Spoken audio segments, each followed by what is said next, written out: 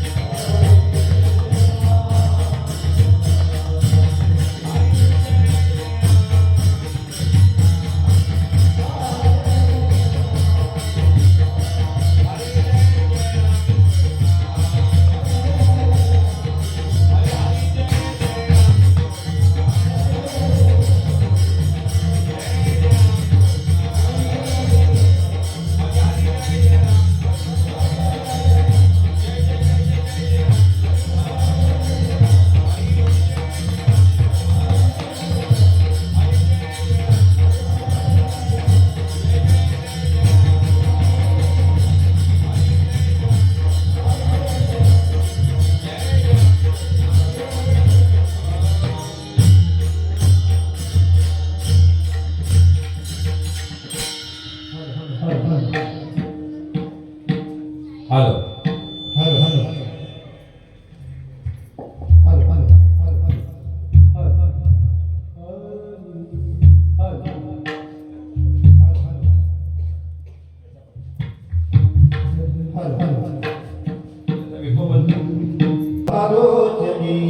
सुख झाली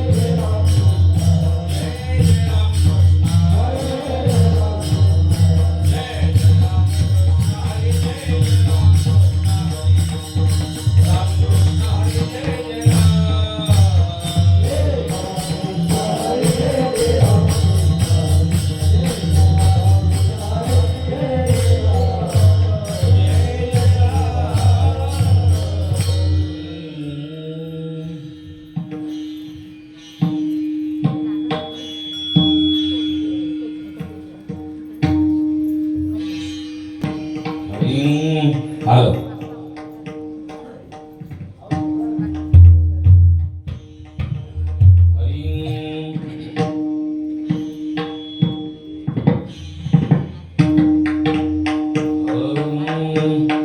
सर्व सुखे आजी येथेची ओळखी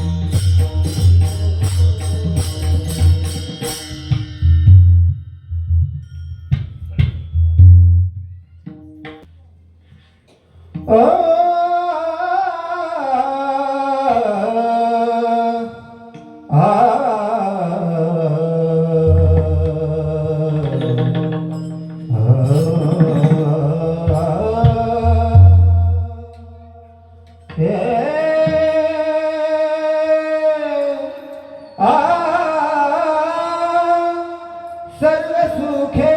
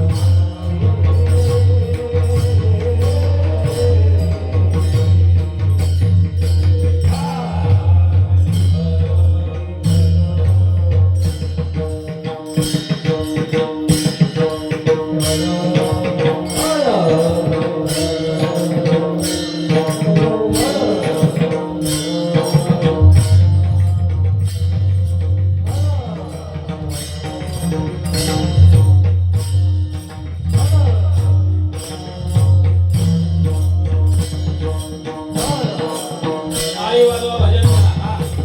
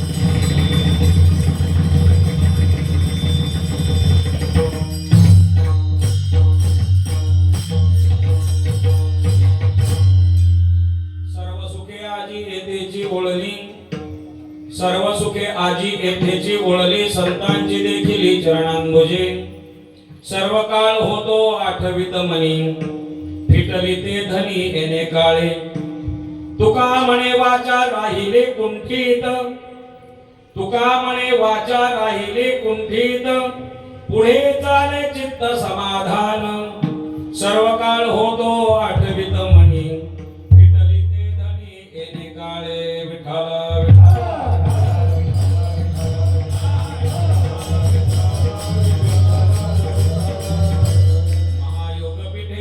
तटे भीमरथ्यं वरं पुण्डरीकाय दातुं मुनीन्द्रे समागततिष्ठं तमानन्दकन्दं परब्रह्मलिङ्गं भजे पाण्डुरङ्गम्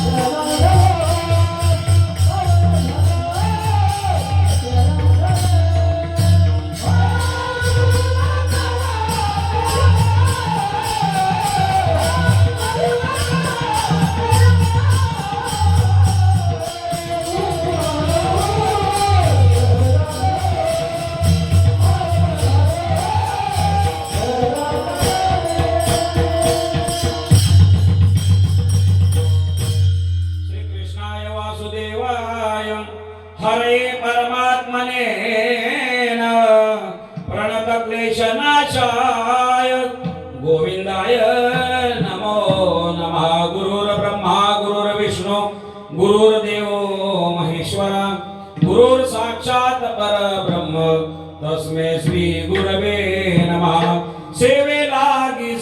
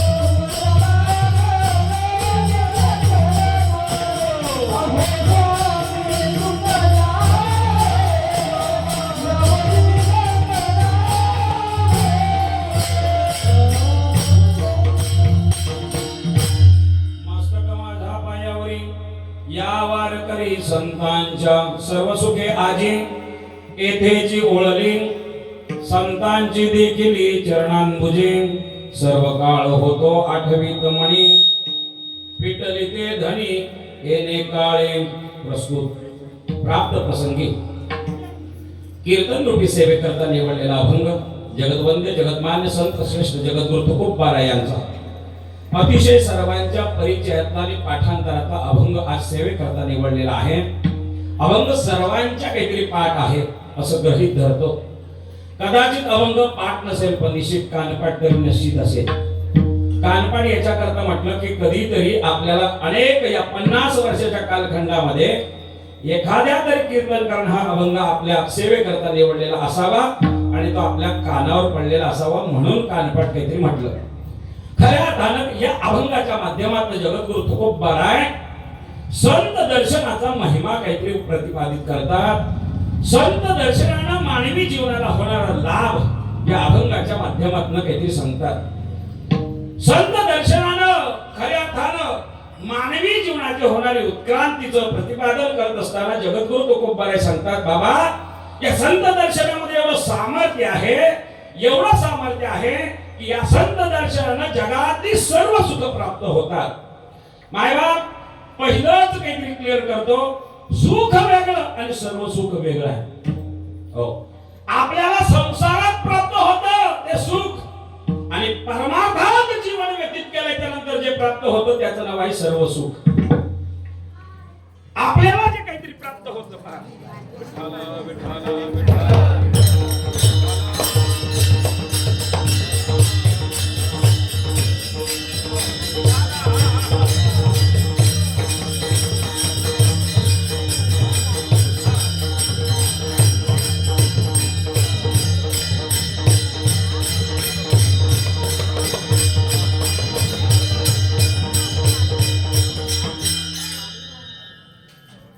आवाज येतोय का माझा?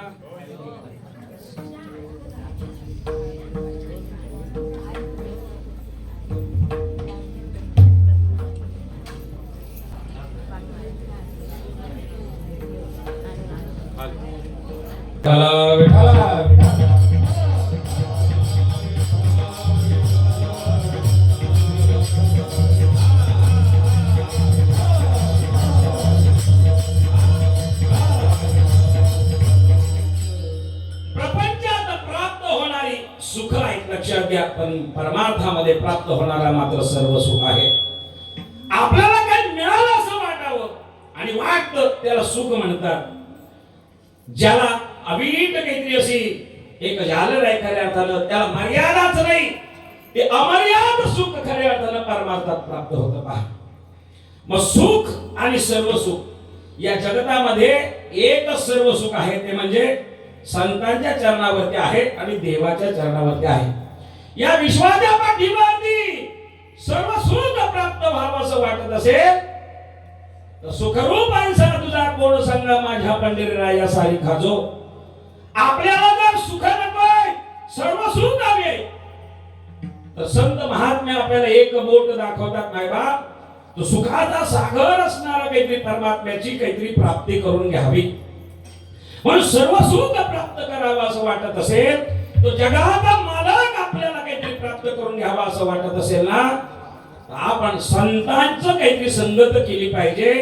संत संगतीनं तो परमात्मा आपला काहीतरी होतो. पद्मनाभ जोडला, संतांच्या भेटीनं पद्मनाभ मिळतो आणि जगातला ईश्वर प्राप्त करून देण्याचं सामर्थ्य केवळ संत संगतीमध्ये आहे. आणि म्हणून अशी ही संत संगती परमात्म्याची भेट घालून काहीतरी देते. परमात्मा मिळलं म्हणजे सर्व सुख प्राप्त होणे लक्षात घ्या. आणि म्हणून जगाच्या पाठीवरती आपण बोलू नका. चिंतन करत असताना आपल्याला एक असं काहीतरी दृष्टिक्षेपात काहीतरी येतं. प्रत्येक जीव सुखाकरता काहीतरी पळतोय. पहा प्रत्येक जीव सकाळपासून संध्याकाळपर्यंत नव्हे रात्री काहीतरी झोप लागेपर्यंत प्रयास जे आहेत ते कशा करतायत? सुखा करतायत. पहा कोणाला असं बसल्यापैकी वाटतं माझं लागे दुःख व्हावे, आईस आहे कोणी न भावे न जीवे. कोणाला वाटतं इथं बसल्यापैकी अपेक्षा की मला काहीतरी दुःख व्हावं. असल्या बसल्यापैकी कोणाचीच काहीतरी खऱ्या अर्थाने इच्छा नाही. मुळात म्हणजे आपण कीर्तनाला आलात याचं पहिलं कारण आपल्याला सुख मिळावं, आपल्या आत्यंतिक दुःखाची निवृत्ती आणि परमानंद सुखाची प्राप्ती व्हावी याच्याकरताच कीर्तन आहे. पहा, या कलियुगातला सुखाचा साधन म्हणजे कीर्तन आहे बाबा.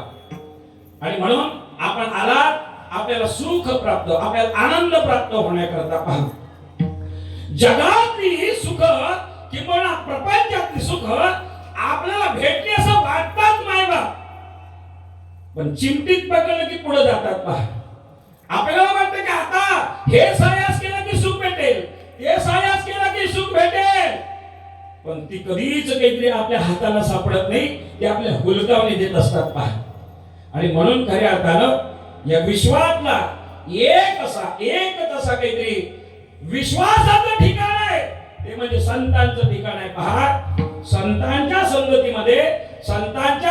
संगतीमध्ये आपल्याला सर्व सुखाची प्राप्ती होते. पहा, याचं कारण आपल्याला सांगतो मायबा.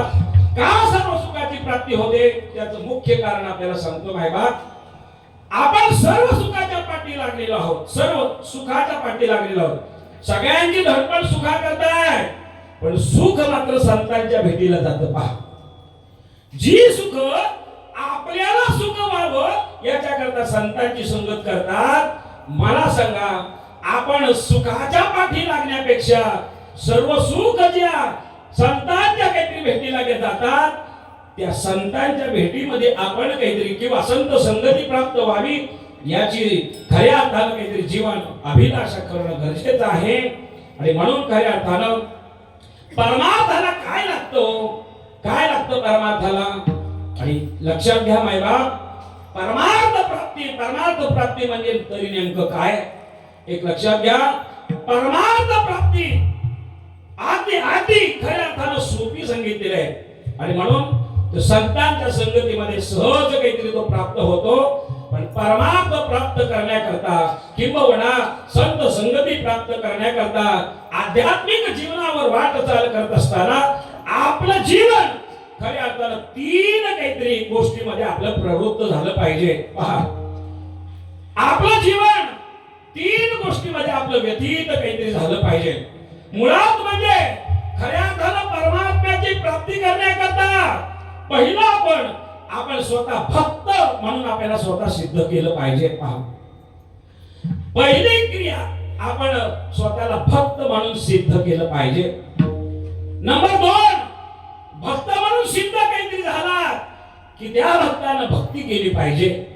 नंबर 2 चा क्रमांक आहे त्या भक्तानं भक्ती केली पाहिजे. आणि भक्ती जेव्हा घडली, स्वतःला भक्त म्हणून साबित केलं, भक्ती केली की मग जगाचा परमात्मा आपल्याला अंकित करता येतो, म्हणजे भगवंताला अंकित करता येतं. भगवंत तसा काहीतरी प्राप्त होत नाही. आणि म्हणून खऱ्या अर्थानं भावाकारणे देव तस्मात न द्यावे लागे फारसे वित्त. जगाचा मालक भक्तीनंच अंकित काहीतरी होतो आणि तो भावरूपी भक्तीनं काहीतरी होतो. आणि म्हणून खऱ्या अर्थानं आपण भक्त सिद्ध झाला, भक्ती करावी लागली की जगाच्या मालकाला अवतार घ्यावा लागतो. हा जसा क्रम आहे तसं परमार्थिक क्षेत्रामध्ये आपण जीवन क्रमित करत असताना या विश्वामध्ये 3 शक्त्या काहीतरी काम करत असतात. पहा, 3 शक्तीच का कार्यरत आहेत बाबा. पहिली शक्ती आहे ती आध्यात्मिक शक्ती आहे. पहिली शक्ती ही आध्यात्मिक शक्ती आहे. नंबर 2 ची शक्ती सामाजिक शक्ती आहे. आणि नंबर 3 ची शक्ती आहे ही राजकीय शक्ती आहे. आज जग चाललंय ना, आज हे विश्व चालतंय ना, या 3 सत्तेवरती काहीतरी चाललंय. पहा, 3 सत्तेवरती या जगातली मुख्य शक्ती आहे आध्यात्मिक शक्ती. थोडस काहीतरी आपल्या डोईवरनं जाईल, पण जरूर ऐका. आज सर्व हे विश्व जी स्थिरता विश्वाला प्राप्त झालेली आहे ना, त्याचं मूळ कारण आहे मायबाप आध्यात्मिक शक्ती. काय करते आध्यात्मिक शक्ती मायबाप? आध्यात्मिक शक्ती देते सामाजिक सत्तेला. जर सामाजिक सत्ता सुदृढ बलवान व्हावी असं वाटत असेल तर त्याला अधिष्ठान आध्यात्मिक सत्तेचं हवं. पहा, आणि ज्या सत्तेमध्ये आध्यात्मिक सत्तेनं सामाजिक सत्तेला जन्माला घातल्या केल्याच्या नंतर ती सामाजिक शक्ती राजकीय शक्ती काहीतरी खऱ्या अर्थानं जन्माला घालते. आज खऱ्या अर्थानं हे खऱ्या अर्थानं आपण जे जीवन जगतोय, आज महाराष्ट्रावरती, आज भारतावरती अनेक जणांनी आक्रमण केली, पण सगळी काहीतरी निघून गेली. त्याचं कारण आहे या तीन शक्त्या इथं कार्यरत आहेत. पहा, तीन शक्त्या. आणि म्हणून खऱ्या अर्थानं आध्यात्मिक शक्ती, या मुळावरती आध्यात्मिक शक्ती अतिशय महत्वाची आहे. आध्यात्मिक शक्ती नसेल तर सामाजिक सत्ता बलवान होऊ शकत नाही. आणि समाज बिघडला की राजकीय अस्थिरता निर्माण होते. पहा, राजकीय सत्ता कोलमंडून जाते. पहा, कोलमंडून जाते. आणि म्हणून आपल्या जीवनामध्ये खऱ्या अर्थानं आपल्या या संपूर्ण तीन क्रिया आपल्या डोळ्यासमोर ठेवून खऱ्या अर्थानं काहीतरी आपण मार्गक्रमण केलं पाहिजे. विश्व चालतंय, हा भारत देश महान झाला या तीन सत्तेमुळे काहीतरी भारत झाला. जिस देश में है की रे, या देशामध्ये काय करती सत्ता आहे. जिस डाल डाल पर सोने की चिड़िया करती है बसेरा, ये है भारत देश है मेरा, ये है भारत देश है मेरा. है की नाही. या देशातली आत्यंतिक काहीतरी खऱ्या अर्थानं अख्ख्या विश्वानं भारत हा विश्वगुरु झाला पाहिजे. खऱ्या अर्थानं अतिशय काहीतरी जिव्हाळ्यानं देशाकडे पाहावं. हा तो देश म्हणजे संतांचा देश आहे, आध्यात्मिक सत्तेचा देश आहे, सामाजिक सत्तेचा देश आहे. मला सांगा मायबाप, अत्यंत महाराष्ट्रातली आपल्याला व्यवस्था सांगतो. या महाराष्ट्रामध्ये माझ्या तुकोबारांची आध्यात्मिक सत्ता आली नसती आणि खऱ्या अर्थानं काहीतरी छत्रपतींची राजकीय सत्ता जर आली नसती तर मला सांगा या महाराष्ट्राचं काय झालं असतं. काय झालं असतं. छत्रपती राजकीय सत्ता आणू शकले, पण कोणाच्या जीवावर. तुकोबारांच्या आध्यात्मिक सत्तेच्या बळावर. विठ्ठला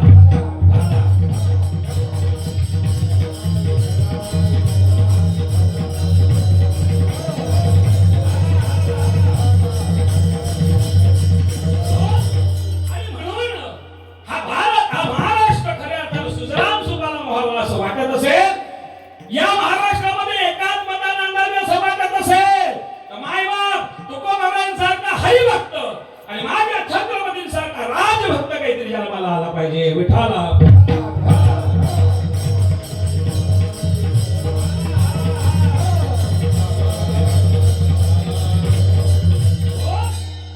पण आता अवघड अशी परिस्थिती झाली. खऱ्या अर्थानं आध्यात्मिक सत्तेमध्ये काहीतरी येणारा जो भक्त आहे, आपण याला भक्त म्हणतो, तो भक्त असेलच असं नाही. लक्षात घ्या, जो भक्त आहे तो संत होईलच असं नाही, पण जो संत आहे तो मात्र भक्त असलाच पाहिजे. लक्षात घ्या. काय मी बोललो, जे भक्त आपल्याला दिसतात ते संत असतीलच असं नाही, आणि जे संत आहेत ते मात्र भक्त असल्याशिवाय राहत नाही. लक्षात घ्या. कारण जोपर्यंत भक्त होत नाही तोपर्यंत संत होत नाही. आणि म्हणून आपली वेगळी क्रिया आहे. आपण भक्त बाजूला सोडतो, डायरेक्ट संत बनायला बघतो. पहा, असं होत नसतं मायबाप. क्रम सांगितलेला भक्तिशास्त्रानं, भक्तिशास्त्र असं काहीतरी आपल्याला सांगतं. खऱ्या अर्थानं भक्त म्हणावं कोणाला. एक लक्षात घ्या बाबा, आपलं जीवन वरून माणसासारखं असलं तरी चालेल, पण वरून मात्र जीवन खऱ्या अर्थानं आपलं जीवन हे संतत्वाचं असलं पाहिजे. संतत्वाचं असलं पाहिजे. आपलं याच्या उलट आहे. आपण वर्ण संत दिसतो पण आत्म माणसासारखा दिसतो. विठ्ठला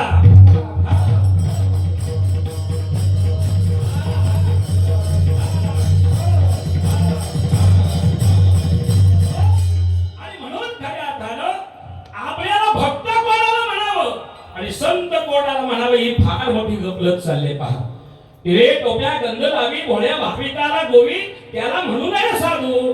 मुक्ताबाई प्रखर बोलतात मायबाप. टिळे टोप्या सफेद वस्त्र भगवी वस्त्र गंध टिळे लावल्या म्हणजे साधू होत नाही मायबाप. साधू होत नाही, ही साधूची लक्षणं नाहीत मायबाप. अंतरंगानं किती तो साधू आहे. लक्षात घ्या. म्हणून माझं नेहमीच वाक्य आहे, लोक मंदिरात येतात, लक्षात घ्या किती तासा करता, मी म्हणतो 1 तासा करता, चला 1 तासा करता मंदिरात येतात, 2 तासा करता कीर्तना करता येतात, 2 तासा करता आपण कीर्तनात जसे राहतो, 2 तासा करता जसे कीर्तनामध्ये आपण राहतो, तसे 22 तास जर राहता आलं ना, आपला बेडा पार. विठ्ठला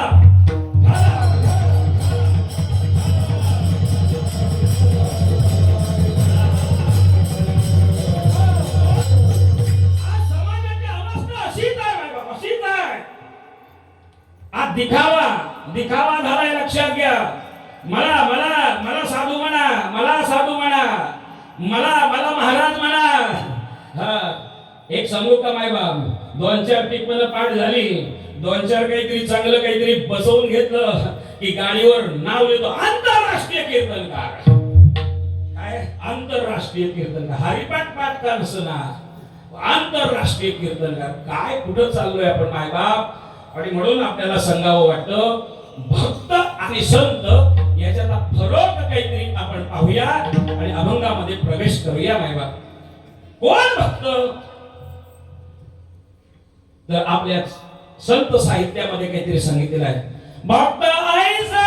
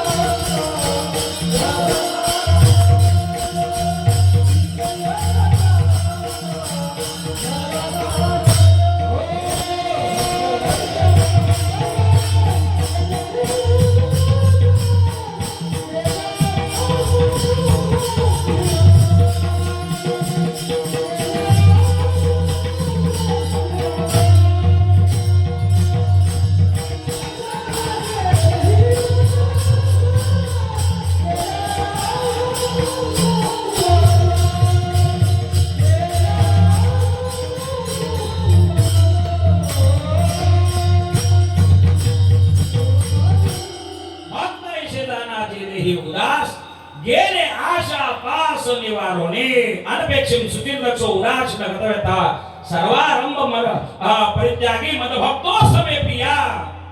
खऱ्या अर्थानं ज्याला कोणत्याही पद्धतीची आस राहिलेली नाही, इच्छा शिल्लक राहिली नाही, त्याला भक्त म्हणतात. लक्षात घ्या, जन तन धन केले तृणाही समान, त्याला भक्त म्हणतात. पहा आपलं वेगळं आहे, आपण भक्त म्हणतो, खऱ्या अर्थानं इथं मात्र आपली अशी अवस्था असेल असं नाही. आणि म्हणून म्हणवून घेण्याकरता संत कोणीही काहीतरी म्हणून घेईल, भक्त स्वतःला कोणीही काहीतरी म्हणून घेईल, पण जगाच्या मालकाने काहीतरी सांगितलं भक्त तोच आहे. अनपेक्षित सुचिर दक्षो, ज्याला कोणत्याही पद्धतीची इच्छा राहिली नाही, आकांक्षा राहिली नाही, तो आणखी सोपं करून सांगतो, थोडस मराठीत बोलतो, थोडस सोपं करतो मायबा. कमावता आला आनंद त्याला भक्त म्हणा. काय काय काय म्हटलं मी? कमावता आला आनंद त्याला भक्त म्हणा, आणि वाटता आला आनंद त्याला संत म्हणा. विठ्ठला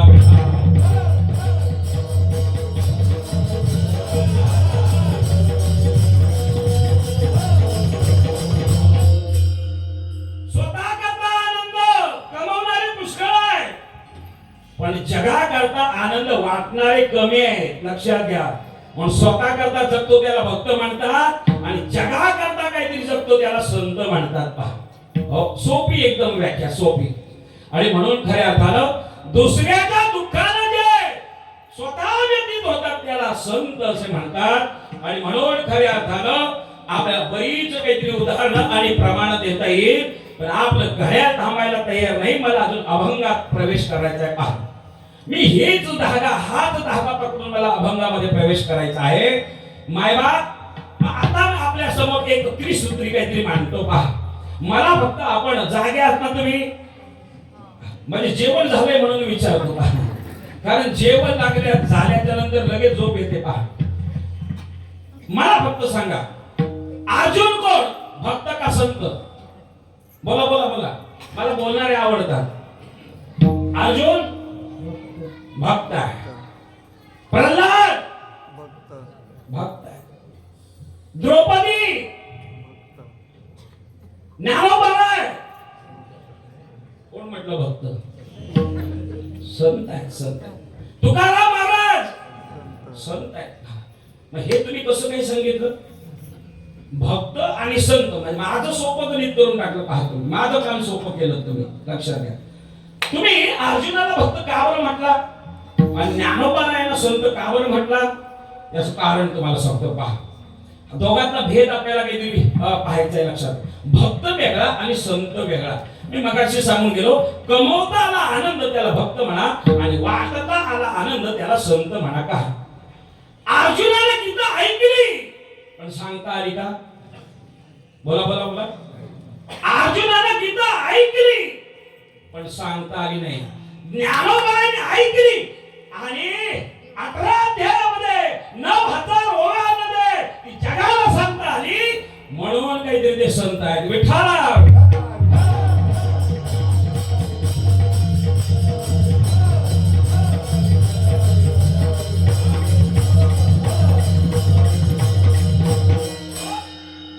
मायबाप, याचं सरळ सरळ काहीतरी उत्तर असं आहे, आपण स्वतः कमावलं म्हणजे पोटापुरतं जगतो त्याला संत म्हणतात. लक्षात घ्या, आपण कुठल्याच ह्याच्यात बसत नाही. आपण तर संतही नाही, भक्तही नाही, असाल तर जंत म्हणजे इथे सोडून. लक्षात घ्या, आणि म्हणून काहीतरी मायबाप खऱ्या अर्थानं भक्त आणि संत याचा गोड विचार काहीतरी सांगत असताना मग खऱ्या अर्थानं हे जे काहीतरी संत आहेत काय करतात ते मायबाप, या संतांच्या ठिकाणी जगाला आनंद देण्याचं सामर्थ्य आहे. पहा पहा, जग दुःखी राहावं हे अजिबात नाही. पहा, या समाजाला त्रास जरी दिला तरी सुद्धा समाजाच्या वाईटाचा विचार न करणारा एक वर्ग त्याला संत म्हणतात. संत हे एक अलौकिक तत्व आहे मायबाप, आणि हे तत्व जीवनामध्ये आपण ठसवून घेतलं पाहिजे, समजून घेतलं पाहिजे. आणि म्हणून या संतांच्या याच्यामध्ये आपलं काय झालं माहितीये का? आपण सगळं कमवलं मायबाप, सगळं कमवलं. पहा, सत्ता कमवली, संपत्ती कमवली, सगळं कमवलं. कमवलं ते नाही संत संगती. कोणी संत संगती कमवली हो? सांगा बरं छातीवर हात ठेवून. मायबाप, तेवढंच आपलं काम राहिलं आणि तेच काम अतिशय महत्वाचं आहे. तुका म्हणे जन्म आल्याचे सार्थक विठ्ठलची एक देखलिया. मायबाप, तुका मला अधिकार सगळे संत म्हणतात, संत संग देई, संत संग देई. मला संत संग दे म्हणून का बरं म्हणावं? काय त्या संत संगतीमध्ये अलौकिकता आहे त्याचं कारण सांगत असताना सांगतात मायबाप, काय झालं? सिकंदर हा अतिशय काहीतरी बरोबर सर्वांना काहीतरी माहिती आहे. हा सिकंदर जग जिंकण्याकरता आता निघाला. वय वर्ष जवळजवळ 36 वर्षाचा आहे. पहा, आणि ऐन तारुण्यामध्ये हा सिकंदर आपलं कमवायचं काय राहून गेलं हे पहा. हा सिकंदर ज्या वेळेला जगावरती स्वारी करायला निघाला, जग जिंकायला ज्या वेळेला निघाला, त्यावेळेला जग जिंकत असताना मायबाप, जग जिंकत असताना आता मात्र आपल्या काहीतरी आईला, पत्नीला, मित्राला, गुरुवर्यांना सांगितलं पाहिजे, बस मी आता एवढ्या चांगल्या मोहिमेवरती जातोय, त्यांचा आशीर्वाद घेणं काहीतरी गरजेचं आहे. म्हणतो सिकंदर ज्या वेळेला खऱ्या अर्थानं आता सगळ्या विश्वावरती स्वारी करायला निघाला, स्वप्न अतिशय काहीतरी अवघड आहे. या संपूर्ण जगाची सत्ता माझ्याकडे आली पाहिजे अशी बलवान काहीतरी इच्छा प्रकट करून खऱ्या अर्थानं जग जिंकणारा निघाला हा सिकंदर. त्या सिकंदरानं पहिला काहीतरी आपल्या काहीतरी आईकडे गेला. आई आशीर्वाद दे म्हणे. कशा करता? त्यावेळेला त्यानं सांगितलं सिकंदरानं मला जग जिंकायचं आहे. या जगावरती स्वारी माझी खऱ्या अर्थानं सत्ता माझी असली पाहिजे आणि म्हणून मला आशीर्वाद दे आई. पण जग जिंकलं की तुझ्याकरता फक्त काय आणू ते मला सांग. त्यावेळेला सिकंदराच्या आईनं दिलेलं उत्तर अतिशय अतिशय काहीतरी महत्वाचं आहे. आपल्याला स्वाभिमान असला पाहिजे मायबाप. आपण सर्व सनातनी हिंदू आहोत. आपण याच भारतामध्ये या पवित्र संत भूमीमध्ये काहीतरी जन्माला आलेलो आहोत. आपण स्वतःला भाग्यवान म्हटलं पाहिजे. पण कोणाला काहीतरी त्याची पडलेली आहे लक्षात घ्या. पण एक लक्षात घ्या, या युरोप खंडातनं त्या सिकंदराच्या आईने इच्छा धरावी आपल्या मुलाला. खऱ्या अर्थानं सांगावं सिकंदराला, जग जर जिंकलास, जिंकून झाल्याच्या नंतर भारतात जा आणि भारतातनं मला गंगा काहीतरी घेऊन ये. काय म्हटलं? भारतातून मला काहीतरी गंगा घेऊन या. आई एवढंच? हो म्हणे, तेवढं आण माझ्याकरता. बाकी तू जग जिंक, अगदी काही कर, पण मला दुसरी अभिलाषा नाही. भारतात जर गेलास तर माझ्याकरता गंगा घेऊन ये. आता मला सांगा, युरोपातल्या कंट्रीनं, युरोप देशानं आपल्या गंगे करता खऱ्या अर्थानं काहीतरी याचना करावी, गंगा मला प्राप्त व्हावी असं काहीतरी वाटतं. आपल्याला महाराष्ट्रात राहून, भारतात राहून किती जणांना इच्छा आहे? मायबाप, आज ज्ञानेश्वरी युरोप खंडामध्ये तिचे पाठ चालतात. लक्षात घ्या, गीतेचे पाठ चालतात. आपल्याकडे अखंड हरिनाम सप्ताह असला तर लोक पारायणाला बसत नाही.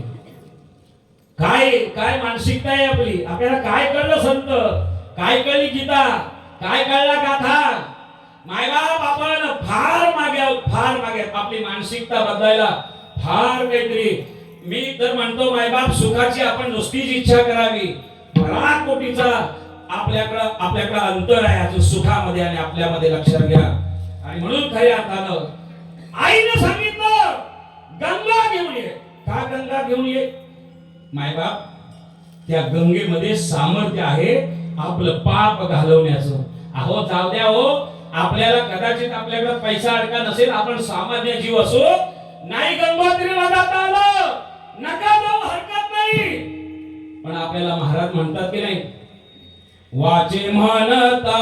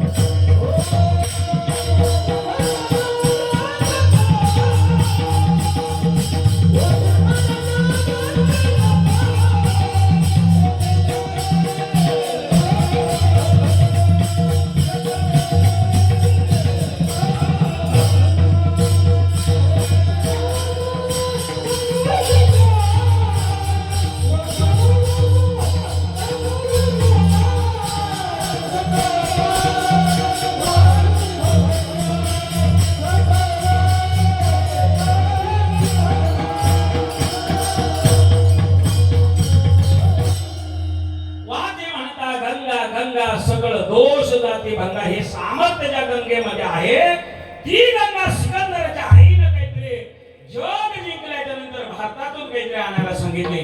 आईला शब्द दिला, आई भारत गंगा घेऊन येईल म्हणे. आपण पंढरपुरात आल्याच्या नंतर आणतो की नाही गंगा एवढ्या बाटलीत भरून? का कशा करता आणतो? ती गंगा आहे. काय सामर्थ्य आहे पहा. वर्ष 2 वर्ष आपल्या घरात बाटलीत पाहते राहू द्या, खराब होत नाही. एक आपल्याला सांगू का गंगेचं सामर्थ्य?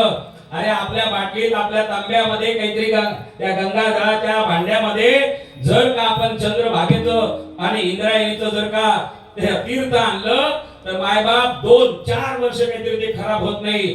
एक तांब्या आपल्याला प्रयोग करायचा असेल तर पहा, पंढरपुरात आणलेली काहीतरी ती गंगा म्हणून आपण संबोधतो. चंद्रभागेचं ते तीर्थ ते एका तांब्यामध्ये ठेवा आणि दुसऱ्या तांब्यामध्ये आपल्या नळाला येतो पाणी ते ठेवा. लवकर खराब कुठलं होतं ते पहा.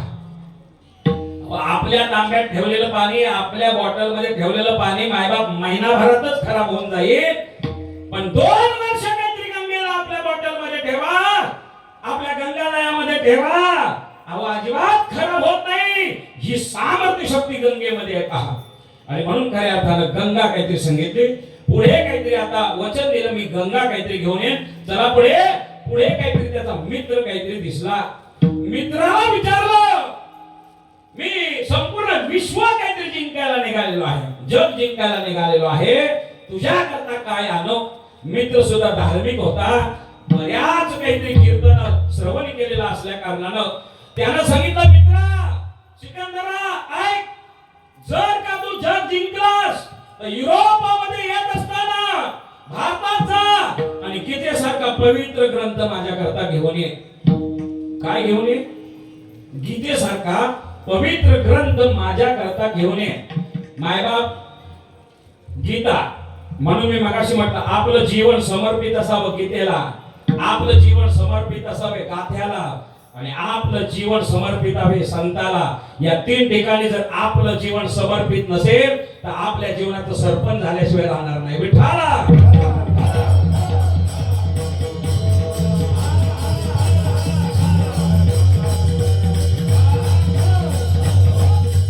गीता काहीतरी ग्रंथ म्हणून काहीतरी आणायला सांगितला. सिकंदरानं त्याला होकार दिला मायबाप आणि होकार दिल्याच्या नंतर आता मात्र त्याच्या पत्नीकडे निघाला. त्या पत्नीचं नाव आहे कार्नेलिया. अत्यंत तरुण असणारी त्याची पत्नी सिकंदराची. आणि त्या सिकंदरानं खऱ्या अर्थानं पत्नीला काहीतरी प्रश्न विचारला, काय ग जग जिंकायला चाललोय, काय आणू तुझ्या करता? आता बाईचीच जात ती, म्हणजे हितल्या सोडून बरं काय, बाईचीच जात. खऱ्या अर्थानं तिचा लय जीव मात सोन्यावरती. सोन्या बाईचा 2 याच्यावरती लय जीव पहा, खूप जीव. एक तिचा 4-5 वर्षाचा सोन्या आणि गळ्यातलं सोन्या. लक्षात घ्या, सोनं म्हटलं की त्यांचा जीव काहीतरी टांगण्याला लागतो पहा. संक्रांत आता येते जवळ, संक्रांत आली की मालकाला काहीतरी मागणं टाप केला व्हायच्या सुरुवात. ऐकलं का? ऐकते ना का पापाचे पप्पा ऐकलं का? सखूबाईनं आता 2 तोळ्याचं केलं बरं का. सखूबाईनं आता 2 तोळ्याचं केलंय. माझी इच्छा आहे 2 तोळ्याचं नसू द्या, भले 1.25 लाख रुपयाचा काहीतरी भाव असेल, पण काहीतरी करा. आणि मला काय करा, किमान तरी खऱ्या अर्थात एक सांगू का मायबाप, कबीरजी फार गोड वर्णन करतात. सोनं ही अशी एवढी आवडणारी गोष्ट आहे पहा. संक्रांतीला या परशुरामातल्या खऱ्या अर्थाने या माझ्या माता भगिनी एकानं काहीतरी दादानं नथनी केली. किती 200 ग्रामची हो, 200 ग्रामची नथनी केली. नथनी केल्याच्या नंतर सकाळी विहिरीवर गेली. तिला रात्री झोपच नाही आली. अशी काहीतरी नथनी काहीतरी नाकात घातली, झोपली नाही रात्री बाबा. आणि सकाळी तिनं सगळ्याला काहीतरी पाहावं, सगळ्या प्रचाराचा स्थान म्हणजे कुठली विहीर पाण्याला गेल्याच्या नंतर पहा. आणि पाण्याला कधी जाते असं काहीतरी तिला झालं. आणि खऱ्या अर्थानं ती अशी करीतच गेली पाण्याला. लक्षात अशी उडवतच गेली. किती होती? 200 ग्रामची. 200 ग्रामचं सोन्याची काहीतरी खऱ्या अर्थानं काहीतरी नथ घातल्याच्या नंतर ती अशी नाक काहीतरी उडवत गेली का अख्ख्या पेढ्यातल्या लोकांनी काहीतरी ते पाहावं म्हणून. कितीची होती? 200. कोणी विचारलं सुद्धा नाही हो, तरी समोर सांगते. ऐकलं का? मी असं काही जबरदस्ती केली नव्हती पाप्याच्या पप्पाला, पण माझं खूप प्रेम त्यांचं, खूप फक्त सहज बोलली होती एखादी नथनी असं बघा. काय खऱ्या अर्थानं 200 ग्रामची केली, नथ उडवीत गेली आणि ते आमच्या कबीरजीने पाहिले. कबीरजी हातात झाले, म्हणाले कमाल आहे. अरे या जगाचं खऱ्या अर्थानं आश्चर्य वाटतं. अरे नथ जी जिस यार ने सुमत है बार बार, नाक दिया जिस यार ने उसको भूल गई ना. अरे नथ नवऱ्याला दिलं, अख्ख्या गावाला सांगत सुटलीस ना, पण नाक जर त्यानं दिलं नसतं काय केलं असतं. आपली तीच अवस्था झाली मायबाप, आपली तीच अवस्था आहे. देवे दिला देव भजना गोमटा, तोया झाला फाटा बाधिकेचा मायबाप आपण विसरलो. पण एक लक्षात घ्या, आज 50 वर्ष सप्त्याला होत आहेत, आजपर्यंत विसरला हरकत नाही. आता तरी पुढे हाची उपदेश. जर विसरला तर काय होईल. विसरला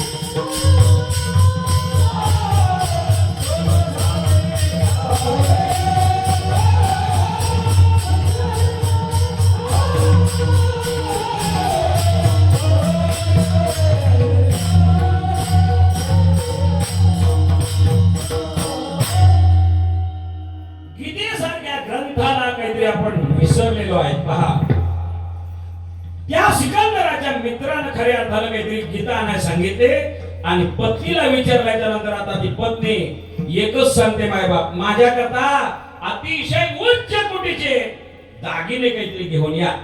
थोडा आवाज द्या. दागिने काहीतरी घेऊन या असं म्हटल्याबरोबर त्या सिकंदरानं खऱ्या अर्थानं काहीतरी सांगितलं, बाई हरकत नाही म्हणे, तुझ्याकरता अतिशय मौल्यवान अशा पद्धतीचे दागिने आणतो.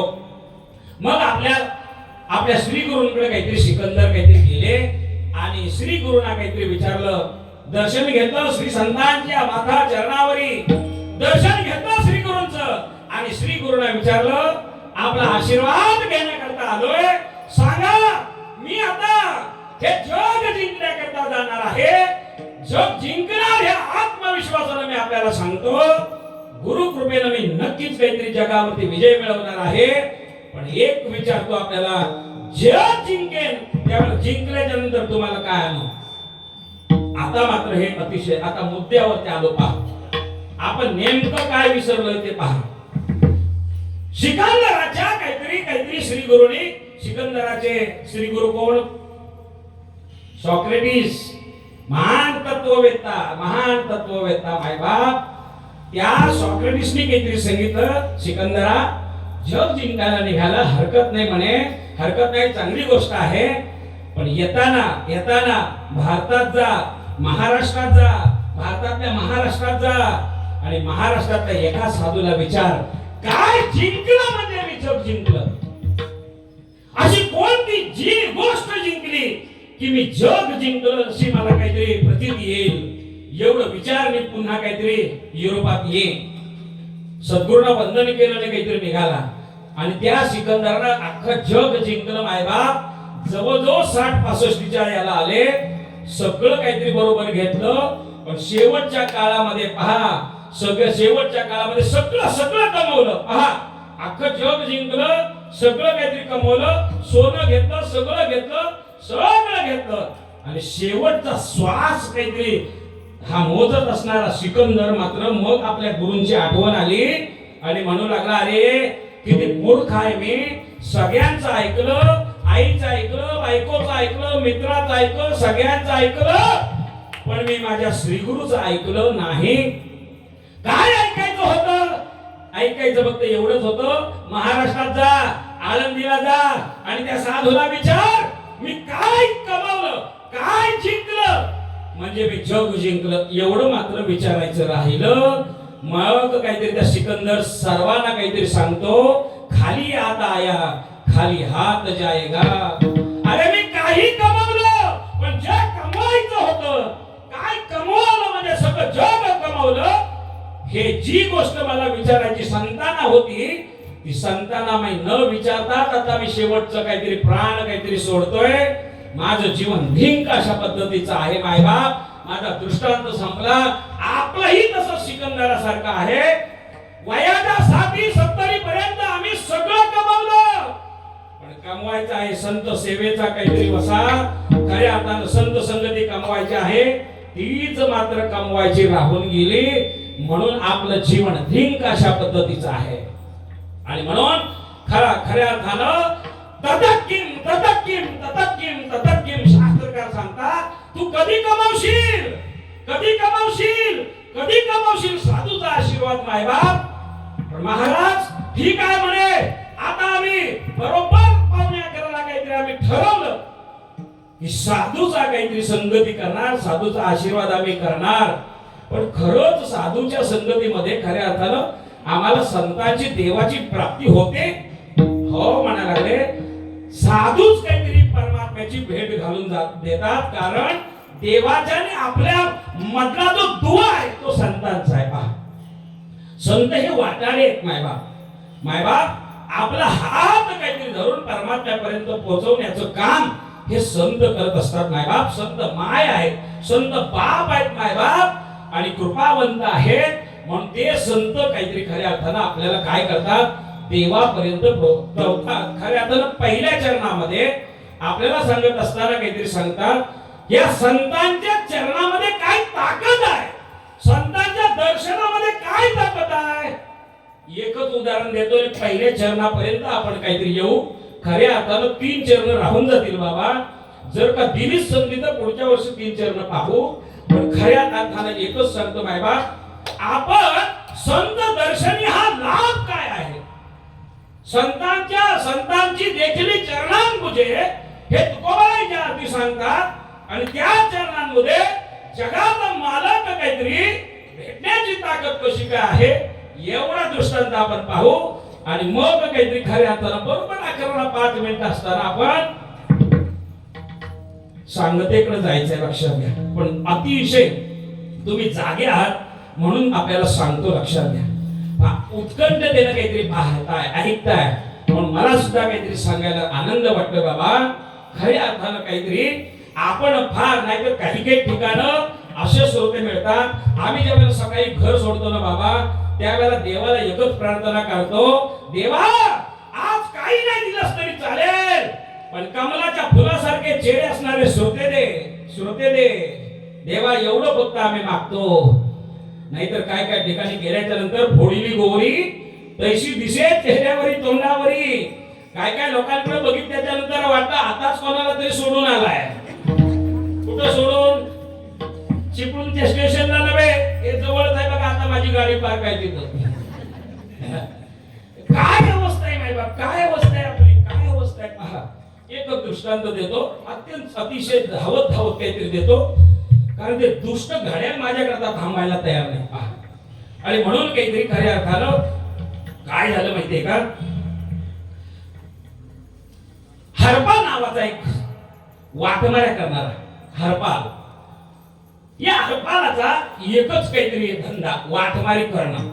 पण वाटमारी करत होता तरी सुद्धा वाटमारी काही दिसत त्याला लगेच काहीतरी बदलायचा, मारायचं, त्याचे काहीतरी सोनं नाणं घ्यायचं, हा धंदा. पण एक हा हरपालाचा एक गुण चांगला होता पहा. हरपाल काय करायचा बाबा, हरपाल येणाऱ्याला बंदिस्त करायचा, मारायचा. पण त्याचा एक गुण चांगला होता, तो तुम्ही घ्या सर्वांनी. 50 वर्ष आहेत आपला, खऱ्या अर्थानं काहीतरी सार्थकी लागावीत म्हणून आपल्याला सांगतो पहा. काय करायचा तो, 50 वर्षाचा काहीतरी सप्ताह आहे म्हणून सांगतो ऐका. तो हरपाल काहीतरी भेटला ना बाबा, एखादा आला की तो पहिला त्याला प्रश्न विचारता, माळ आहे का माळ, ऐका माळ. माळ जर त्याच्या गळ्यात असली की त्याचा शाल द्यायचा, श्रीफळ करायचा, 10,000चं पाकिट द्यायचा आणि मस्त सन्मान करायचा. कोणाचं? माळ करायचं, माळ करायचं. नाही सन्मान कोणाचा करायचा, बोला ना. माल करायचं. माळकरी नाहीत का तुम्ही, म्हणून बोलत नाही मला वाटलं. माळ करायचा, तो सन्मान करायचा. आणि ज्याच्या गळ्यात माळ नाही त्याला कक्कल अशी बुकी मारायचा, त्याच्या गळ्यातलं सगळे सोने नाणं सगळं काहीतरी ओढून घ्यायचा. आणि ते सोनं परत आणखी चांगलं सांगतो ऐका, जे ज्याच्या गळ्यात माळ नाही त्याच्याकडचं सोनं नाणं पैसा आणि का सगळा घ्यायचा आणि अख्ख्या गावाला पंगत घालायचा. चांगला की वाईट तो? आता त्याला म्हणा वाटमारी करणारा म्हणून. चांगलं करायचं ना तो, अतिशय चांगलं करायचं पहा, लक्षात घ्या. आणि अशा हरपाल रोजचा काहीतरी कार्यक्रम, माळ दिसली पहिला विचार माळ आहे, नसली तर काढ माल तुझ्याकडचा, तुझ्याकडचा माळ काढ, तुझ्याकडचा माळ काढ, जोरात मारायचा. एक दिवसाचा प्रसंग बाबा, ज्ञानोबा आहे आणि नामदेव महाराज तीर्थयात्रा करत करत करत असताना काहीतरी आले ऐका. तीर्थयात्रा करत करत करत आले आणि बरोबर काहीतरी हरपालजी ज्या रस्त्यावर उभे होते त्याच रस्त्याला तीर्थयात्रेला हे निघालेले असणारे नामदेव महाराज आणि माऊली ज्ञानोबा आहे. आता मात्र खऱ्या अर्थानं आले समोर काहीतरी, आता हरपाल काहीतरी उभा आहे. हरपाल काहीतरी म्हणतोय, वा वा वा वा, आज काहीतरी वेगळं भेटेल, वा वा वा वा. आणि असं करत करत असताना विश्वमौली ज्ञानोबा आहे, प्रेम भंडारी नामदेव महाराज समोर काहीतरी उभे समोर. आणि समोर उभा असल्याच्या नंतर त्याने लगेच म्हटलं, ए माळ आहे का माळ? कोणाला विचारतोय? विश्वमौली ज्ञानोबा आहे ना, माळ आहे का माळ? महाराजांनी लगेच काढून टाकले, काय आहे की माळ आहे? नामदेव महाराज, काय माळ आहे का तुळशीची? माळ म्हणे ऐका. नामदेव महाराजांनी सुद्धा काढून दाखवली. बरोबर. मग त्यांचा सन्मान केला. सन्मान करत असताना एक बाजूचा वारकरी नामदेव महाराजांबरोबर आलेला, तो म्हणायला लागला, वेड्या मूर्खाईस का तू? म्हणायला लागले, हे कोण आहे तुला माहिती आहे का? अरे रोज अख्ख्या गावात काहीतरी तुला सप्ताहामध्ये ऐकायला मिळतं, ज्ञानोबा तुकाराम, ज्ञानोबा तुकाराम. प्रेम भंडारी नामदेव महाराज पंढरीचे आहेत. खऱ्या अर्थानं हे कोण आहे? अरे विश्वाची माऊली, दिनाची कैवारी विश्वमौली ज्ञानोबा आहेत आळंदीकर. आणि हे प्रेम भंडारी पंढरीचे निवासी असणारे कोण आहेत? नामदेव महाराज. अरे बापरे म्हणायला लागले, सप्त्यात ऐकलं होतं 50व्या वर्षी, सप्त्यात ऐकलं होतं. वा वा वा वा वा म्हणायला लागले. काय झालं? फारच बरं झालं म्हणे, आपल्याला आळंदीला आणि पंढरीला जायचं कामच मिटलं म्हणे. म्हणाले एवढ्या लांबून आलात ना. त्यांचा सत्कार केला आणि मग म्हणाले, महाराज आता आलाय ना, एखादी रात तर काहीतरी या गरीबाकडे काढा. मी संत संगती सांगतोय आणि संतांच्या चरणामध्ये काय ताकद आहे ती सांगतोय. संतांच्या चरणाचं दर्शन घेतल्याच्या नंतर सर्व सुख प्राप्त होते हा अभंगाचा अख्ख्या सार काहीतरी भरलेला आहे पहा या दृष्टांतामध्ये ऐका. आणि मग खऱ्या अर्थानं मात्र आता आता हरपालांना ज्ञानोबा आहे आणि नामदेव महाराजांना घरात आणलं. ही अख्ख्या गावाला काहीतरी बातमी समजली. अरे हरपालाकडं विश्वाची माऊली ज्ञानोबाला आलेली आहे, नामदेव महाराज आलेले आहे, चला चला दर्शनाला चला. आता आळंदीला जायचं कामच नाही, आळंदीची माऊली आपल्या भेटीला आलेली आहे. आणि ही गर्दी बाबा. हरपालनं विचारलं, माऊली आपण जेवण करा. नामदेव महाराज आपण जेवण करा. हो ना, करू ना. आता यानं काय करणार हे जेवण विचारलं. काय खाणार काय खाणार हे विचारलं. पण याच्या घरात आहे काय? काहीच नाही, काहीच नाही. संतांना द्यावं असं आपल्याकडे सुद्धा काही नाही. मायबाप काय द्यावे त्यांची व्हावे उतराई. अरे ठेवीता हा पायी जीव थोडा. अरे आपला जीव जरी त्यांच्या चरणावरती ठेवला तरी उतराई होणार नाही. ही सामर्थ्य शक्ती खऱ्या अर्थानं माझ्या संतांमध्ये आहे. खऱ्या अर्थानं आता मात्र नामदेव महाराज आणि ज्ञानेश्वर महाराज म्हणायला लागले, बरे म्हणे आता दुपारचं तर जेवण होईल, संध्याकाळचं होईल, उद्याला काहीतरी जाऊ म्हणे. काय तशी काय कामाला काही अडचण नाही म्हणे. यथेच्छ भोजन करू. मग मात्र टेन्शन मध्ये आला कोण? हरपाल. कारण संतांना काहीतरी भोजन घालणे इतपत सुद्धा त्याच्याकडे काही नव्हतं. मग आता म्हणाले, देवा पांडुरंगा आता हे काय मुसीबत बनले. ते बाकीचे लोक म्हणतात ती बरोबर आहे रे. संत येते घरा आणि मागचे पुढचे दरवाजे बंद करा, हे बरं होतं. मी सुद्धा काय यांना सोडून दिलं असतं, सत्कार केला असता, तिकडूनच काहीतरी पाठवलं असतं तर बरं झालं असतं म्हणे. ही नुसती काहीतरी आपत काहीतरी ओढवून घेतली म्हणे. आता काय करावं? आता चार ते आले आणि विश्वाची माऊली माझ्या घरात विनमुख झालं, त्यापेक्षा मेलेलं बरं म्हणे. मग हरपालजी लगेच पांडुरंगाला स्मरण केलं आणि पुन्हा जिथं काहीतरी वाटमारी करत होता माऊलीला सांगितलं, दुपारच्या भोजनाची व्यवस्था करतो, पण मी चिपळूणच्या स्टेशनला जाऊन येतो म्हणे, वेगळे मार्केटला जाऊन येतो. हरपालजी काहीतरी आता गेलेले आहेत, रोजच्या ठिकाणी काहीतरी उभे आहेत. फक्त एकच ध्यास, जगाची माऊली माझ्याकडे आलेली आहे, विनमुख जाता कामा नये. नामदेव महाराज आलेले आहेत, काही घेतल्याशिवाय जाता नाहीत. मी कुठं पाप फेडू. आणि असं करत असताना जगाच्या या मार्गाला पंढरीनाथाला अतिशय वाईट वाटलं. माऊलीची काहीतरी भक्ती, माऊलीची खऱ्या अर्थानं त्यांची सेवा करण्याची हरपालची दृढ इच्छा आहे, ती खऱ्या अर्थानं अधुरी राहू नये. मग जगाच्या मालकानं काय केलं? म्हातारा झाला तो देव, खऱ्या अर्थानं गळ्यातली तुळशीचा हार काहीतरी बाजूला काढून ठेवला. सोनं नाणं मस्त अशा अंगठ्या बिंगट्या असं काय ते ब्रेसलेट का काय ते चपले हार का कुठला हार कुठला हार तो मला माहिती नाही, ते सगळं काहीतरी आपलं. रुक्मिणीला म्हणायला लागले, अगं जेवढं सोनं असेल ना तेवढं घाल. रुक्मिणी म्हणायला लागली, कोणाच्या लग्नाला जायचंय? कोणाचं लग्न आहे? आणि आता पौष महिन्यात कुठं आलं लग्न म्हणे, लग्न कोणाचं आहे?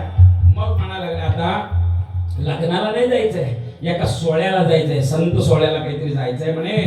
मग काहीतरी दोघेही वृद्ध झाले, विठ्ठल आणि काहीतरी रुक्मिणी आई वृद्ध झाल्या, भरपूर काहीतरी दागिना घातला आणि आता निघालेले. आता काय हरपालाच्या जवळ काहीतरी येऊन ठेपले. हरपालाला दिसले, अहो त्यांच्या दागिने जे काही होते अंगावर त्यातलं सूर्याच्या किरणानं हरपालचे डोळेच मिटले. बाबा काय माऊलीची कृपा आहे, काय माऊलीची कृपा आहे. मी संत सेवेची नुसती अंतकरणामध्ये अभिलाषा धरली, तो समोरनं पहा अख्खा अंग काहीतरी मढवलेलं काहीतरी सोना एक म्हातारी घेऊन आले. खऱ्या अर्थानं आनंदित झाला. वा आता मात्र संत माझी माऊली ज्ञानोबा आहे, आता मात्र विनमुख कधीच जाणार नाही म्हणून खऱ्या अर्थानं आता आनंदित झाला. आणि येणाऱ्या म्हाताऱ्याला कोण? म्हाताऱ्याच्या रूपातला पंढरीनाथ, त्या पंढरीनाथाला खऱ्या अर्थानं प्रबल आजोबा गळ्यात माळ आहे का? माळ कोणाला विचारतोय? कोणाला जागेत ना तुम्ही? कोणाला? अहो त्या वृद्ध रूपामधल्या पांडुरंगाला विचारतोय, हरपाल माळ आहे का? माळ नाही हो, म्हातारा झालो पण कधी माळ घातली नाही. मायबाप माळ घातली नाही असं म्हटल्याबरोबर त्या म्हाताऱ्याची अशी मान खाली वाकवली आणि गक्कल काहीतरी असा फुक्का मारला. कोणाच्या? म्हाताऱ्याच्या का देवाच्या? देवाच्या पहा. देवाला मारण्याचं सामर्थ्य पहा. हा मायबाप एका बुकीतच पांडुरंगाच्या तोंडात काही रक्त यायला लागलं. अरे रे म्हातारी रुक्मिणी म्हणा लागली काय हो एक तर तोंडात दात नाही काही नाही आणि आलं रक्त एका बुकीतच काहीतरी त्यानं रक्त ओकवलं. जाऊ द्या ना त्याला द्या ना काय मागतोय ते द्या ना. म्हातारे मी त्याच्यासाठी मार नाही खाल्ला ग. गळ्यात जर माळ असती तुळशीची तर याचा मार खावा लागला असता का? जाग्यात ना तुम्ही. मला 50 वर्ष आज काल्याच्या दिवशी इथली बरीचशी मंडळी माळकरी झाली पाहिजे. जर खऱ्या अर्थानं एक मला फोन करा महाराज मी तुम्हाला फोन करेन किती जण माळकरी झाली. जर भगवंताचा बुक्क्याचा मार खायचा असेल तर नका घालू आमचं काही येते कोणाचे काय बा. आणि म्हणून तुम्हाला सांगतो का बरं त्या काळाचा बुक्का असा आहे मारिती झोडीती तोडीती निष्ठुर यमाचे किंकर बहुसाल. भगवंत म्हणायला लागला माळ जर काढली नसती तर याचा मार खावा लागला. वयाची 65 ते 70 आली तरी म्हातारा माळ अजून काहीतरी घालायला तयार नाही बायबाप. काय शोकांती काय शोकांत तरी म्हातारा म्हणते अजून काय कडक खावंसं वाटते. लाभा कडक खायला वाटते. दात पडले दात तरी सुद्धा अजून काहीतरी तिखट बिकट खावंसं वाटतंय है की नाही. आणि म्हणून काय आता हात जोडून पाया पडून सांगतो मायबाप आयुष्यात सोनं करायचं असेल ना तर गळ्यामध्ये पवित्र तुळशीची माळ घाला. एक सांगू का एक सांगू का पेपरला बऱ्याचशा जाहीर येतात महाराज बरोबर की नाही. बऱ्याचशा जाहीर येतात दारू सोडवा 1000 रुपये द्या आणि दारू सोडवा. 1000 रुपये दारू सुटते. 1000 रुपयात दारू सोडण्याचे अनेक याड येतात अनेक. आणि ही बाकीची गबाळ आम्हाला म्हणतात काय पंढरपूरला ती तुमची माल रस्त्यावर पडलेली असते 20 रुपयाची तर माल 30 रुपयाची तर माल 20 रुपयाला तर मिळते. ती तुळशीची आहे का काय माहिती कसली आहे का काय माहिती बाहेर रोडवरती अशीच पडलेली असते. मी चॅलेंज करतो लोकांना चॅलेंज तुमचा तो दारू सोडवणारा माझ्या बरोबर घेऊन या आणि माझ्याकडे फक्त 20 रुपयाची तुळशीची माळ आहे. कोणाच्या माळ दारू सुटते आपण हमखासपणे काहीतरी त्याचा खऱ्या अर्थानं हा करायचा. खऱ्या अर्थानं हजारो रुपये लोकांचे जातात पण दारू सुटत नाही. पण 20 रुपयाची गळ्यात माळ टाकली ना टाकली दारू सुटते की नाही बघा. दारू सुटते नाही बा. मग 1000 रुपये चांगले का 20 रुपये. आता कदाचित महाग झाली असतील 50 रुपये झाले असेल बरोबर की नाही. पण मायबाप आपल्याला सांगतो मायबाप देवाचा मार खायचा नसेल तर काल्याच्या दिवशी बाबांच्या हातून पवित्र गळ्यामध्ये तुळशीची माळ धारण करा. आणि एक सांगू का गळ्यात सोनं घातलं तर तुमच्यावर चोराची नजर जाईल पण गळ्यात तुळशी घातली की देवाची नजर जाईल. विठाला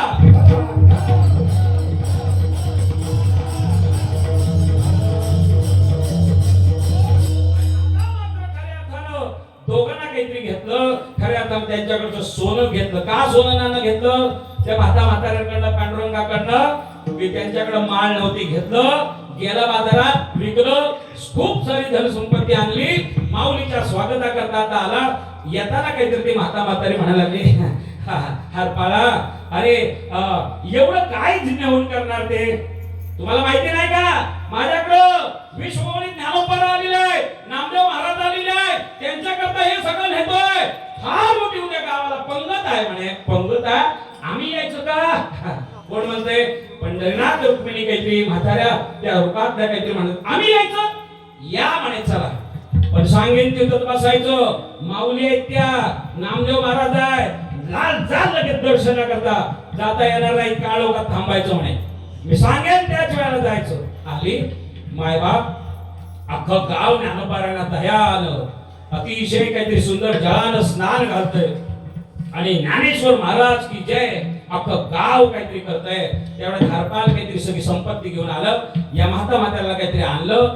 सोहळा पाहिला आणि जगाच्या मालकानं सांगितलं माझी माऊली ज्या गावात आली ना त्या गावाचं सोनंच होतं. काय आनंद आहे. अरे दिवाळी नसताना सुद्धा लोक दिवाळी मनवत आहेत. हा संतांचा अधिकार आहे मायबाप. कारण संत ते विवेका असणे की जे. आणि म्हणून खऱ्या अर्थानं आता देवाला काहीतरी पाहिलं खऱ्या अर्थानं कोणी हरपालानं पाहिलं होतं पण त्याला म्हातारा काहीतरी तो दिसत होता. दृष्टी नव्हती पहा. दृष्टी नव्हती. जगाचा मालक आता कोपऱ्यात उभा आहे, जायचं का हातपाला दर्शन नाही, माग थांबा. तेवढ्यामध्ये सर्वांनी स्नान घातलं, माऊलीचं दर्शन सुरू झालं आणि मग हरपालला म्हणे घेऊ का माऊलीचं दर्शन. कोण ते म्हातार म्हणते घेऊ का माऊलीचं दर्शन. आता म्हणे घ्या घ्या म्हटल्यावर माऊलीचं आणि तुकोबा आपल्या नामदेव महाराजांचं दर्शन घेतलं. नामदेव महाराजांना त्या म्हाताऱ्याच्या स्पर्शाचा विलक्षण काहीतरी परिणाम काहीतरी जाणवला आणि मग नामदेव महाराज म्हणतात अरे हा म्हातारा नाही, हा म्हातारा नाही, हा जगाचा बाप काहीतरी आहे, हा जगत नायक खऱ्या अर्थानं परमात्मा पांडुरंग आहे. उघडा करा, आपलं रूप प्रकट करा, रूप प्रकट करा म्हटल्याबरोबर आता आपली चोरी खऱ्या अर्थानं काहीतरी प्रकट होईल. म्हणून जगाच्या मालकानं आणि रुक्मिणी आईसाहेबानं चतुर्भुज खऱ्या अर्थानं सगळं रूप धारण केलं आणि मग मात्र हरपाल म्हणायला लागला अरे आणि या म्हाताऱ्याला तर बुक्क्यानं मारलं ना, मी बुक्क्यानं मारलं आणि हा तर देव निघाला, हा पंढर बरं हा साधा सुद्धा देव काय, तो हा देवांचाही देव बळ्या माझा पंढरीनाथ, हा देवांचा देव पंढरीनाथ निघाला. आणि मग काहीतरी खऱ्या अर्थानं माझ्या विश्वमौली ज्ञानोबारायला म्हणू लागले देवा खऱ्या अर्थानं माऊली जगाचा परमात्मा हा पंढरीनाथ मला आणि माझ्या दाराकडे कसा आला, त्याचं एकच कारण अभंगाचं प्रथम चरण. सर्व सुखाची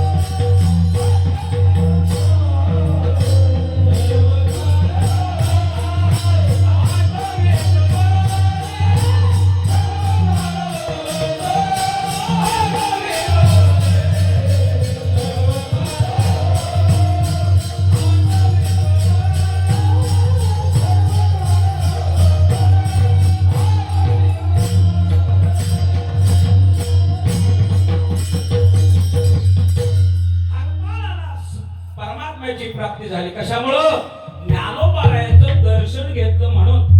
जगद्गुरु तुकोबाराय सांगतात मायबाप संत दर्शनी हा लाभ पद्मनाभ जोडला. खऱ्या अर्थानं मग काहीतरी तुकोबारायांना प्रश्न विचारला का हो महाराज संत सहजासहजी भेटतात का हो, काय केलं म्हणजे संत भेटतील. तुकोबाराय सांगतात अहो ही संत कृपा एका जन्मात प्राप्त होईल एवढी अशक्यप्राय आहे मायबाप. नाही नाही सहज नाही, बहु अवघड आहे संत भेटी. परित्या जगजेटी करुणा केले फार अवघड आहे, फार अवघड आहे. तुकोबाराय म्हणतात सर्व काळ होतो आठवीत मनी, मी एक नाही सर्व काळ प्रतीक्षेत संत काहीतरी दर्शन मला व्हावं या प्रतीक्षेत होतो. तुकोबाराय तुम्ही सर्व काळ काहीतरी याचना केली, प्रतीक्षा केली, म्हणून आपल्याला संत दर्शन काहीतरी प्राप्त झालं. पण तुकोबाराय आपल्या या संत दर्शनातनं परमात्मा मिळाला, त्या भेटलेल्या भगवंताची तुम्ही खऱ्या अर्थानं तो कसा आहे हे सांगाल का. तुकोबाराय सांग म्हणतात की भेट संत भेटीचा अनुभव, त्या भेटीनं मिळाला सर्व सुखाचा अनुभव, सर्व सुख नामे जगाचा मालक भेटण्याचा अनुभव मी माझ्या वाणीनं करूच शकत नाही. अभंगाचं शेवटचं चरण.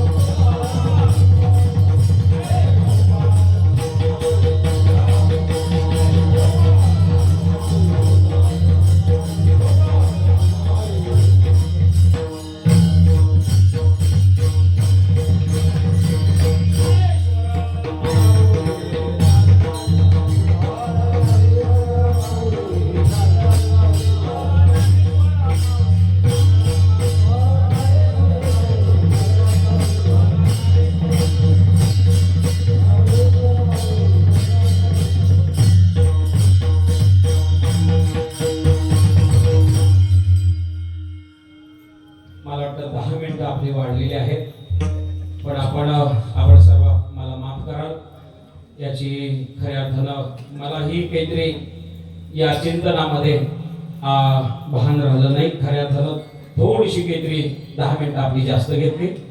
खऱ्या अर्थानं मला माफ कराल, कारण तुम्ही सगळी माझी सोयरी धैर्य आहे, लक्षात घ्या. महाराज की पुढे राहिली लक्षात घ्या, पण तुम्ही माझी कोण आहेत या संपूर्ण याच्यामध्ये आपल्या याच्यातली एवढी काहीतरी आमची सोयरी मंडळी आहेत पहा.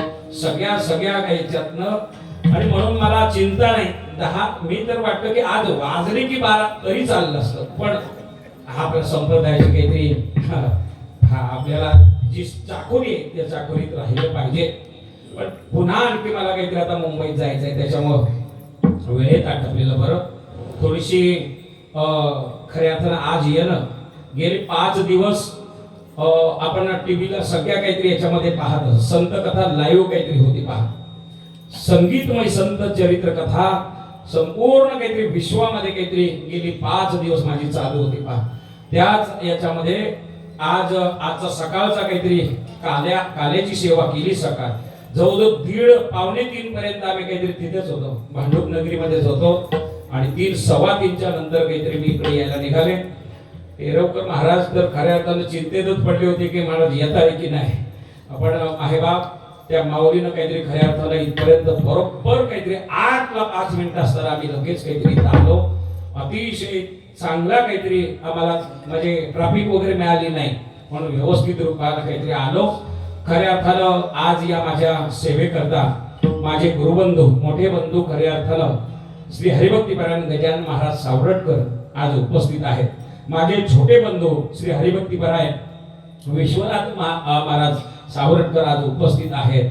आणि माझ्यावरती निरतिशय प्रेम करणारे माझे एक गावातलं बंधुतुल्य काहीतरी खऱ्या अर्थानं काहीतरी एक व्यक्तिमत्व श्री हरिभक्तीपरायण सोमा माऊली पेरवकर काहीतरी आज इथं उपस्थित आहेत. मला अतिशय आनंद आहे, लक्षात घ्या. आणि म्हणून त्याचबरोबर माझ्यावरती प्रेम करणारे आमचे सुनील दादा पडवेकर बऱ्याच खूप वर्षाला काहीतरी माझी आज त्यांची भेट झालेली आहे.